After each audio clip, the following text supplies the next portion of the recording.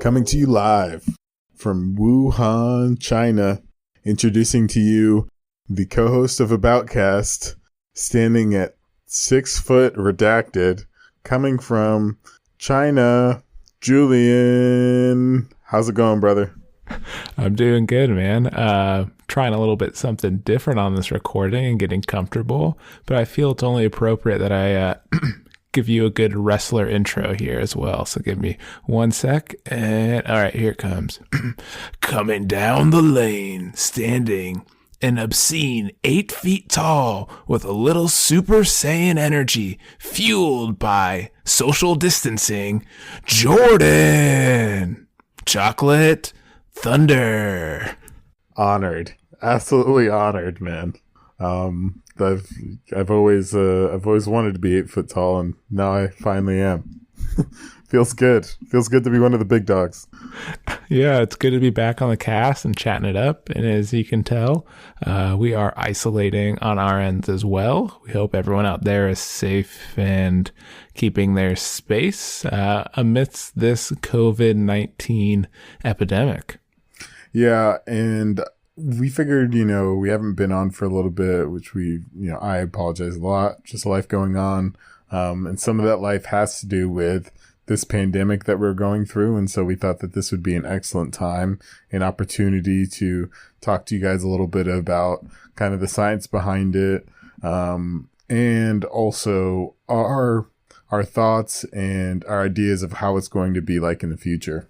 Yeah, and the cool thing about this is Jordan's obviously in Europe, as I am in the United States of America, which have had two very different responses to coronavirus, COVID-19, different proximities to China or Italy, and just how media is portrayed in each country. So there's a lot of difference happening. But at the end of the day, the heart of the topic is the same. Exactly. And I think that that's kind of going to be an interesting perspective shift between the two environments of, the United States and how it handles it, specifically in the case of Pacific Northwest, being that Washington and Seattle has been hit pretty hard. And then how London's actually been hit quite hard as well, relative to other places around the world. So without further ado, I think this would be a perfect time to just jump into it. So coronavirus, as you probably heard it called, or COVID-19, is actually, so you might have seen things go on, and just to kind of disprove a rumor, this case of coronavirus is new. But coronavirus has been a thing before, and it kind of is a name to describe what this virus looks like, with a kind of a virus with a crown on its head. And so that's why it's called the coronavirus or crown virus. And with the virus we're currently dealing with, from the research that they've found in this short time frame since it's become an epidemic, is that essentially for COVID-19, there's two strains, right? You have more of a novel and moderate strain that is severe, like flu-like symptoms you see some people relate it to. And then you have a very aggressive strain that affects people of all ages, regardless of the statistics of the proportion of the elderly that have a higher mortality rate. Those who are still younger and somewhat healthy can still be fairly affected by this more severe strain. And that was one of the things I thought was super interesting between media and the US, is how there hasn't been clear-cut information on how coronavirus has been affecting different ages. Exactly. I mean, so far we've heard the story of, this is quite deadly to people 70 and over, or people with, compromised immune systems who have compromised health in general. So that's why we see, old people of old age, smokers, and, things of that nature be kind of the big worry as far as coronavirus goes. But this thing also, it isn't like, people that are young are totally immune. It just means that your body might fight it off a little bit better and have like a quicker immune response. But, everybody is quite at risk in this natural climate. And that's why we're seeing such a serious response from different countries and different governments as far as tackling the mitigation of damage of COVID-19. Exactly. And those predisposed health conditions obviously factor into your mortality rate. And so when you hear a global mortality rate of around 3%, which is actually equivalent or a little bit lower than the Spanish flu in 1920, oddly 100 years ago, those numbers are going to be disproportionate to obviously the elderly being more predisposed to health conditions, as Jordan said, a weaker immune system. However, in a lot of these cases, a lot of the people in the hospitals around the world that have been more severely affected once they get to the hospital has been younger people. And that could be for a variety of things, because a lot of young people can be asymptomatic, which necessarily means they aren't directly showing those signs right away. And that's kind of the purpose of social distancing and isolating, is for those who are asymptomatic, who may have it and have no clue, from passing it on to someone whose immune system may have a severe response, as opposed to the person who passed it on. That's a really good point, and that's kind of the thing that makes me the most nervous about this, is that I could totally have it and I could be contagious as far as giving this disease to other people, and I may not even know it. So that's something to think about definitely when you kind of hear how these things are being handled. And that's why it's important for everybody to quarantine themselves, not just the elderly, being that they are more at risk. And also, you got to realize how this thing is transmitted as well. COVID-19 is in aerosols or airborne, and there's actually certain times of it being able to be caught and contagious. So as far as aerosols, there's a study at UCLA that was actually produced yesterday that said in aerosols, COVID-19 could last in the air for about 3 to 2 hours. And then on copper, it's up to 4 hours. And then when you're looking at surfaces like cardboard, it can be up to 24 hours. And then when you get to other surfaces, which unfortunately there's a lot of, like plastics and stainless steels, we're talking 2 to 3 days. So this disease can last and be transmitted in certain ways. But I think the main thing to think about is that not only is it important that you don't touch anything, but to be honest, if you're stuck in a place with somebody that is contagious, and you're in close proximity to them, so let's say an elevator, it's hard to talk. The chances of getting it through airborne, even if you don't touch anything, is still a definite possibility. That's one of the things that's been tough as, an individual, is worldwide, the information being put out about coronavirus has been very reactive as opposed to proactive. So we're getting these new reports, during these times, but for a while people thought it was just droplet based. So like getting it on your hands or in touching your face and going into your digestive system. And for a while they're pushing hospitals and telling them you don't necessarily need these N95 masks that filter out the respiratory conditions of this virus. However, as time goes on, you get more data, unfortunately, which is a blessing and a curse, right? You get more data from more people being infected. You can make more honest decisions, but it means more people are likely to have the virus or pass on from the virus. And so up until now, this is where that big struggle's been. And then you get to that point where it's, is this really what's going on? Am I knowing all the truth? What don't I know? And I think that's been kind of the very fascinating thing from my perspective, is just hearing, I listen to all of the United States press conferences, even though I don't necessarily agree with the administration. It is a tough spot to be in because this has never happened before on this scale, right? So I like to hear from them directly from the source before, sources pick and choose the lines that they want to put into their headlines to better understand where it's coming from. And it's kind of where the world has come to in terms of sharing socially, that sometimes the whole picture isn't out there. Of course not. And I think that different countries are going to have different ways of reacting to this. As we've seen, there's been different responses. So just to highlight that in itself, I think it's noteworthy. You have countries that handled it quite seriously and are doing really well. So, for instance, I definitely would like to shout out countries like Japan, South Korea, and other places. And I know this is particularly around a certain region of the world. And the reason why I think that they are doing such an outstanding job, granted, Korea did have more cases than Japan, but the reason why is because they had a super spreader that affected a ton of people. They got hit really bad by SARS, which is something that you can kind of say is similar to coronavirus in the way that it attacks the immune system as far as being a respiratory disease. And but the thing that they did was they totally took it extremely serious from their experience with SARS.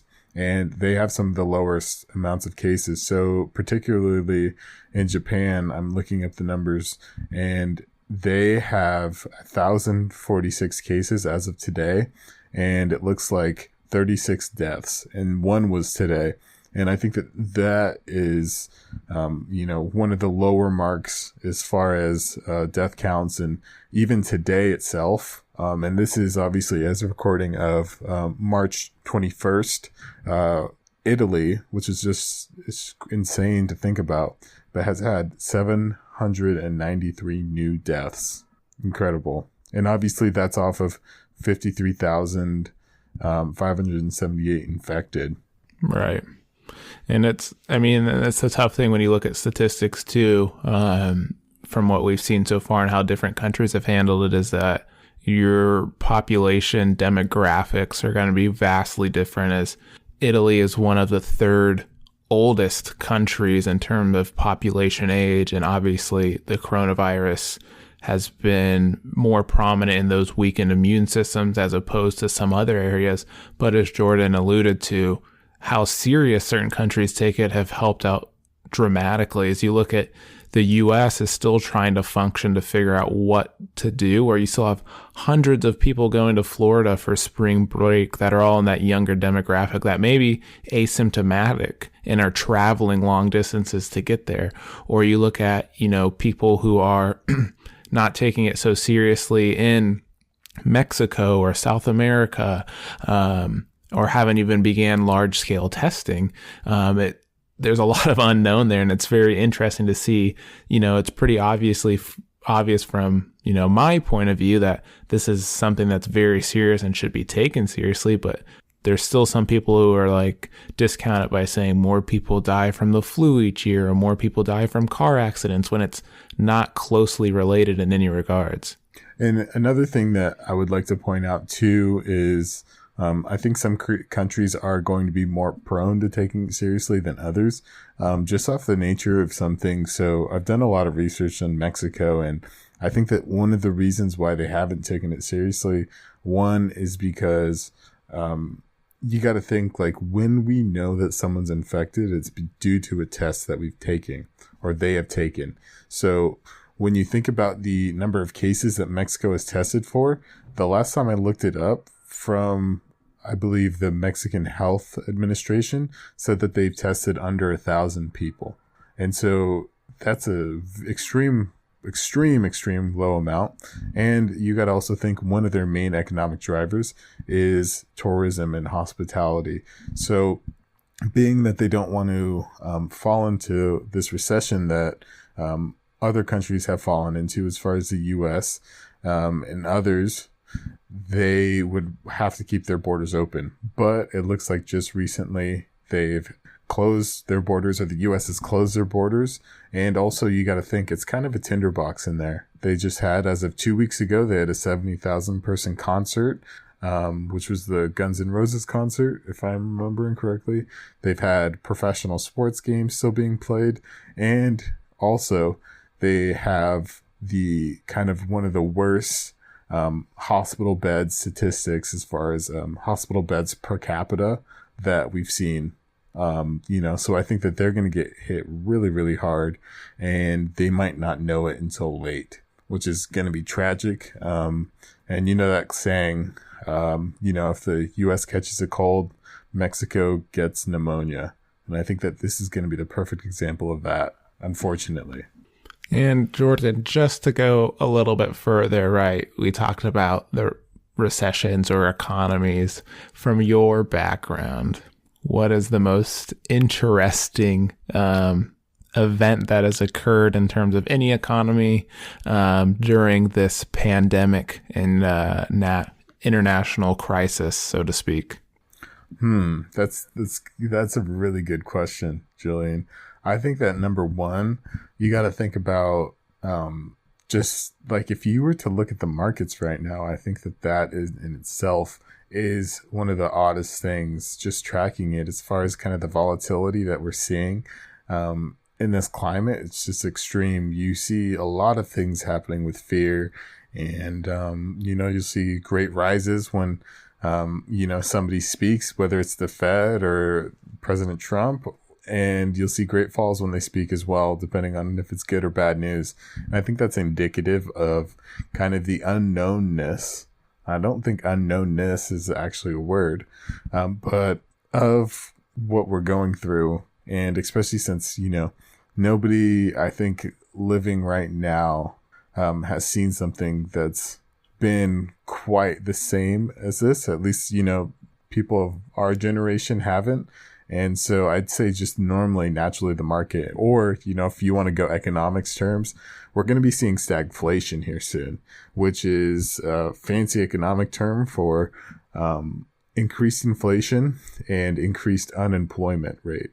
And so what that means is basically the dollar is getting devalued and people are getting laid off of work due to low economic factors as far as turn down in GDP, which we'll be seeing due to the hit in this coronavirus. And what that means is that basically in layman's terms, things aren't going to be looking too great. So regardless of when the coronavirus ends, we'll be in a recession for much longer afterwards. Yeah. And I mean, that's obviously one of the impacts of the coronavirus. And essentially, a lot of questions people ask are, how long is this going to last? Is the spring or summer going to get rid of this? And basically on all the reports I've seen, it's a no. Essentially, right, they're working on a vaccine. Vaccines take 12 to 18 months. Maybe it might be a slight bit quicker here as the entire world and different labs are working on all at once. But essentially, the reason why you're going to take so long for a vaccine is you test someone. So they just tested someone in Seattle, the first person. Then they're going to monitor that person for 7 days, 21 days, a month, 3 months, etc., and slowly give that vaccine to more and more people so they have accurate statistics and data and understand the side effects for once this vaccine has been introduced to the virus itself. Because yes, it may work for 5 days or 7 days, but on the 10th day in its fighting, it could have a side effect where people are experiencing numbness in their limbs, they're having trouble seeing or dizziness, etc. And to administer that to billions of people around the world, you really want to make sure that that's right, because you could have a much longer impact if this is wrong and you've given out to so many people. And that's the part of being reactive during this coronavirus, is that there wasn't a vaccine before and we're making it as we go on the fly in this, it's basically being thrown into an exercise for, an expert when you're a very, very big beginner at that exercise. Julian, I definitely want to dive into that a little bit more too. And the fact that, people expect a vaccine soon, and I think we're going as fast as possible. That person that got tested in Seattle, from my understanding, there was no animal testing before then, which is usually the case when it comes to vaccines and how they get produced. It's usually animal testing, then human testing, then a long time of just tracking how that human does. And another thing that we don't want is half effective vaccines. That's probably more deadly than a vaccine itself, or not having a vaccine, that is, because when the immune system gets half of something, and this has been seen before, and I apologize for kind of my my lack of technical nomenclature, but in the specific case of this disease. But when it happens, you'll see diseases actually be more effective on immune systems that somewhat know or have lightly experienced it than some that have not at all. So that is going to be one of the last things that we want in this specific case.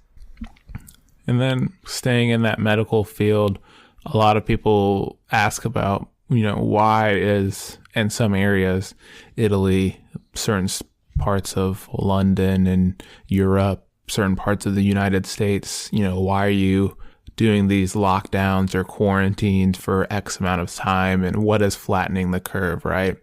And so obviously there's statistics and infographics that say, majority of people are going to end up getting the coronavirus, whether it be severe, some may be asymptomatic and never know, some may feel it for a day or two. Essentially, why you try to flatten the curve, if you boil the coronavirus down to its base needs, right? If everyone in America gets it within 2 weeks, you have a finite amount of, 1, resources, which I've already basically run out, 2, space in hospitals, 3, hospital workers, nurses, and doctors. So that way we're flattening the curve so that if you do get severely sick and go to the hospital, you can get the help that's needed. But if we don't flatten the curve and you have millions of people all within 2 weeks getting the sickness and just sitting in a waiting room without proper treatment or being able to understand if it's severe or non-severe, etc., you're going to see a much wider impact of the virus than over time, like the flu, right? If you have the flu, you could just go to your doctor. There's usually maybe 1 or other 2 people with it, and you can get that access as soon as possible. As you inflate that to 200, 300 times in your local office, it's going to be a shit show. And that's what flattening the curve is. Flattening the curve isn't to, it's not going to kill the coronavirus. It's just going to allow you to get the help when you need it down the line. Dude, preach. Literally, this is for stopping basically preventable deaths. And I think that that's super important. And not only with coronavirus, like you mentioned, Julian, resources. And one of the biggest resources is, prescription drugs and also hospital beds for non-coronavirus ailments, as far as, it could be surgeries, it could be, diabetes or any other disease where people need to be in the hospital to be treated. And it might not even be serious. It could be moderate. But if there aren't hospital beds to treat those people, then they could die as well, which is kind of like the second wave of deaths due to coronavirus. Almost like secondhand smoke, when a person can die from lung cancer due to smoke without even ever smoking. And a person can die from coronavirus without even ever having it, in the sense that it's affected the situation that they're in. And another thing too, I think, I don't think we've talked about the actual symptoms, and I think that would be important too, as far as knowing what you're up against. And yeah, granted, we've been kind of talking a little bit scarily about this thing, but I think it's more of in the fact that we have to take it seriously, and not in the fact that it's extremely deadly. Like Julian said, it's about 3%, a little lower than that. And, that means if you, out of every 100 people that gets it, 3% would, or 3 of them would die. But that's of a specific substrata of that actual 100 people. So Julian, can you list off the actual symptoms that somebody would get that contracted coronavirus? I mean, everyone can be different. Somebody can be asymptomatic, and some people actually get different symptoms than others as far as percentage goes. But can you list off those regular symptoms that someone would see if they contracted coronavirus? Yeah, I could lay out a couple, and then also touching base on that 3% mortality rate. And you have to look at that 3% as being disproportionate to elderly. That's how it is. And then within that 2% of males are 2 times as likely as females. So maybe that's 3%, but maybe it's heavily pushed to above 55 and less than 1% for below 30. And so, when we look at that and we look at the symptoms, right, the first things you want to check for is, are you running a fever? And that's why thermometers have basically been impossible to find. Like, are you running a fever? Do you have any sort of dry cough or out of normal cough from your day-to-day life? Are you experiencing any dizziness or nausea or body aches or pains not attributed to your day-to-day life? In some cases, I guess I said nausea. In some cases, very, very little percent, like maybe 2%, just to touch on this for the toilet paper pandemic, is like diarrhea, but it's a very small percentage of people who get that symptom. And then Jordan, I think there's a couple symptoms left that I'll leave for you to share. Yeah, and to kind of hop back onto that, if you're hoarding toilet paper, you're corny.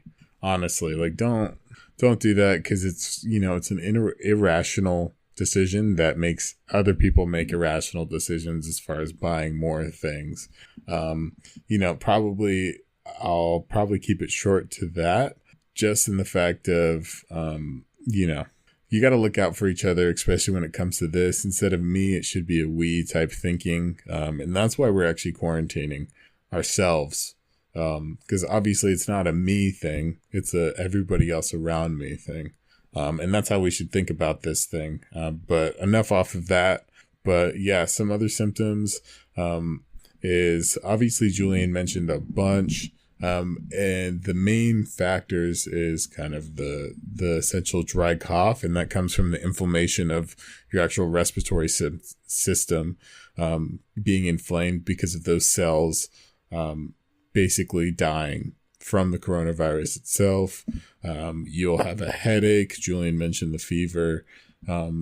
And I think that those mainly, I was actually impressed that you mentioned kind of the nausea and the, upset stomach and things of that nature, because those are not common, but are the, some of the few ones that might slip past. But on the NHS, so the UK is basically saying, if you have coronavirus symptoms, which is, like you mentioned, high temperature and a new and continuous cough, then that's good enough to stay home, which, that could be a lot of things. But if you do have those things, then cut it short.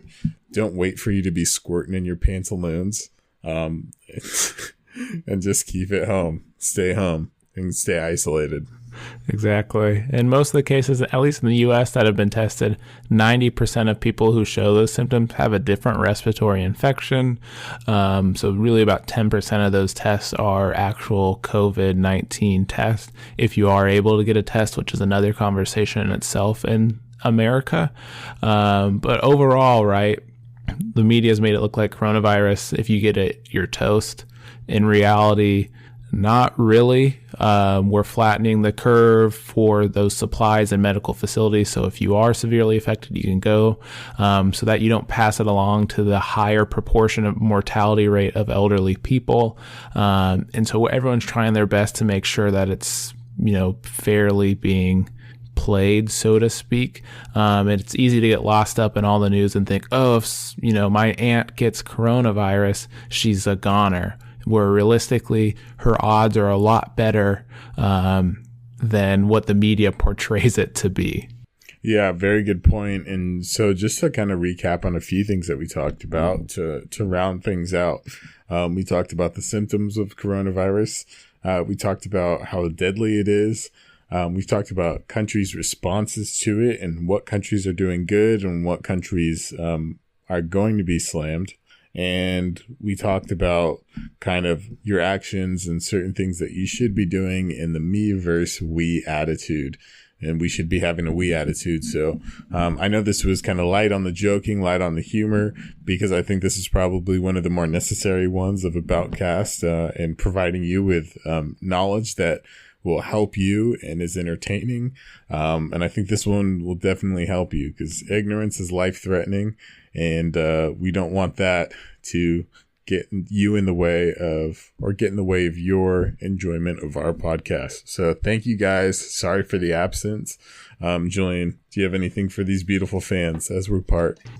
We're back. Thanks for listening today. Just make sure to hydrate, get, over 7 hours of sleep, take vitamin C, only go to your essential places until, noted, just because, you may be perfectly fine, but in the long run, you could be saving someone else's life or someone else's family life. So we appreciate you guys for listening, and we look forward to being back to our regularly scheduled program.